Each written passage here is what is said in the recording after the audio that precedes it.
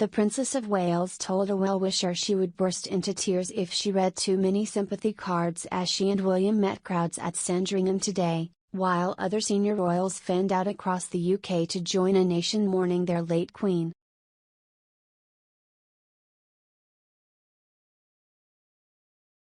With King Charles III enjoying a much-deserved rest at his Highgrove estate in Gloucestershire, the rest of his family took up the mantle, with Sophie, Countess of Wessex, hugging mourners in Manchester and Princess Anne visiting Glasgow.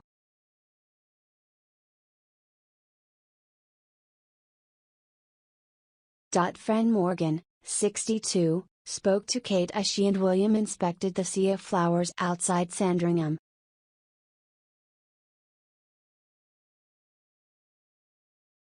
Recalling their conservation, Mrs. Morgan said, she said she couldn't believe how many cards and flowers there were.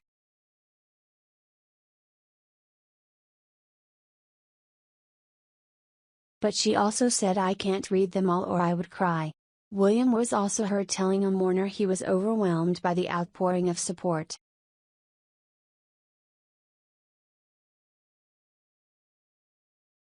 One visitor who missed the entire visit was 3-month-old Eddie Shakespeare, who fell asleep just as the royal couple arrived.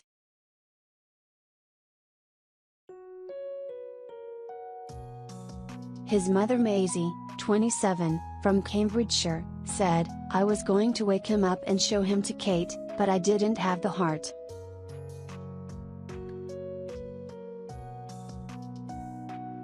She thanked me for coming and said that all the sympathy meant a lot to her and William.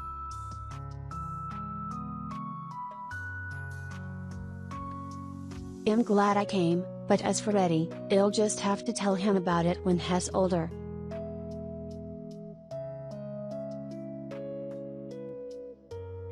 In Manchester, Sophie, the Countess of Wessex, met Josh, a young mourner who was waiting to see her with his mother, Sue.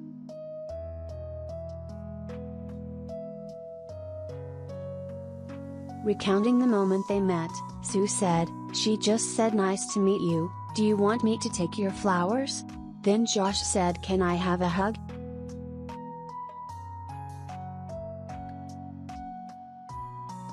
They hugged, then he asked for a photo.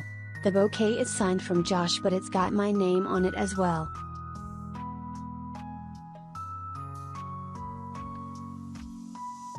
Asked what the moment felt like, Josh, who is nonverbal, replied, happy.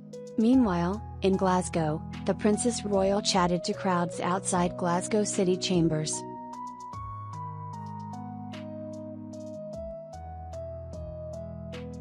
Handed a bouquet by a young girl, she said, they're not from here, they? To which the girl replied, they're for you.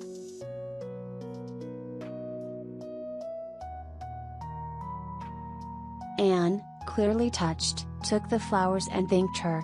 The Prince and Princess of Wales spoke to several of the 1,000 or so people who gathered to greet them outside the Queen's Norfolk estate, with William telling one member of the crowd he was overwhelmed by the outpouring of support.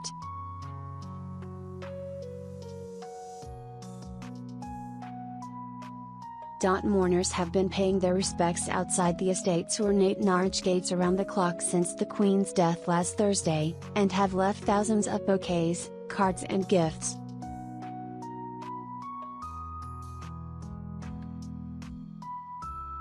The Victorian mansion is close to the Prince and Princess' country retreat at Anmer Hall.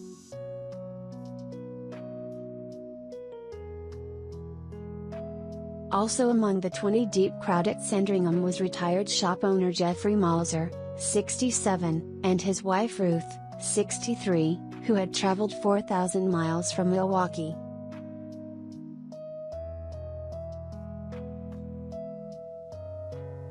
My grandfather served here in the USAF in the war, and when we heard of the Queen's death we knew we had to come, he told Mail Online.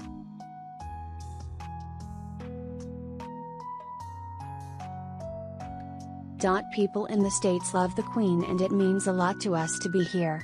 At least now I'll be able to say I've seen the next King of England.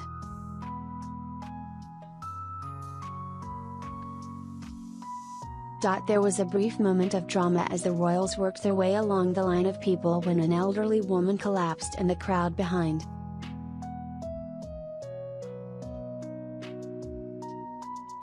Paramedics and police vehicles had to gently push their way through the throng to track her, but she appeared to recover after treatment.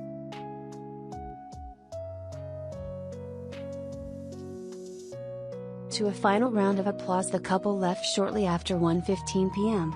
It comes as thousands of people continued to queue in line to pay their respects to the Queen in Westminster Hall, a sight the Archbishop of Canterbury described as one of the most moving parts of the week.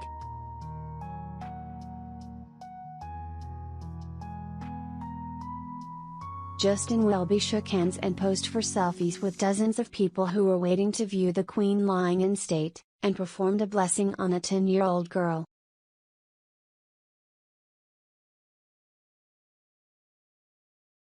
Among those to view the Queen's coffin were Theresa May and Tanni Grey-Thompson.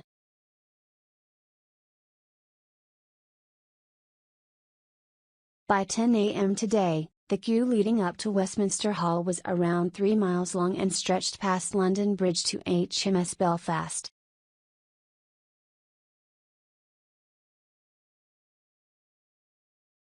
Before greeting those in line at the Victoria Tower Gardens in central London, the Archbishop said he was not at all surprised by the turnout and remembered the Queen as someone whose wisdom was remarkable.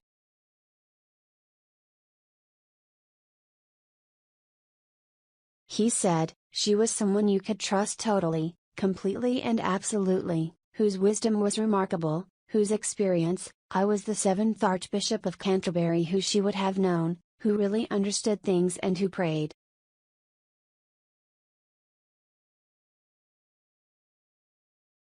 Mr. Welby also told reporters that seeing thousands of people flood to pay their respects had been one of the most moving parts of this week.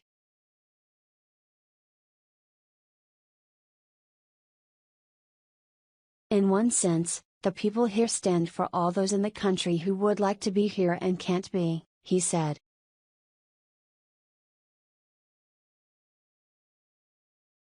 "I think it shows a sense of deep affection for the stability that the Queen represented and gave us."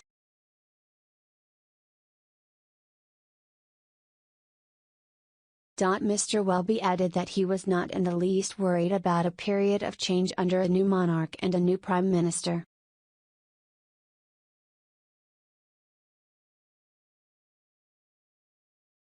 "I'm very, very relaxed about that," he said. His Majesty the King is deeply committed to sticking with the Constitution, and it's very clear that the shift happened seamlessly.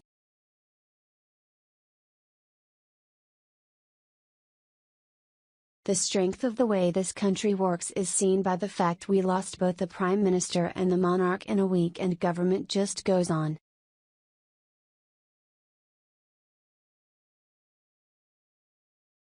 The Archbishop spoke to police officers and stewards who were manning the queue and paused to perform a blessing on 10-year-old Eva Garcia, who was in line with her father.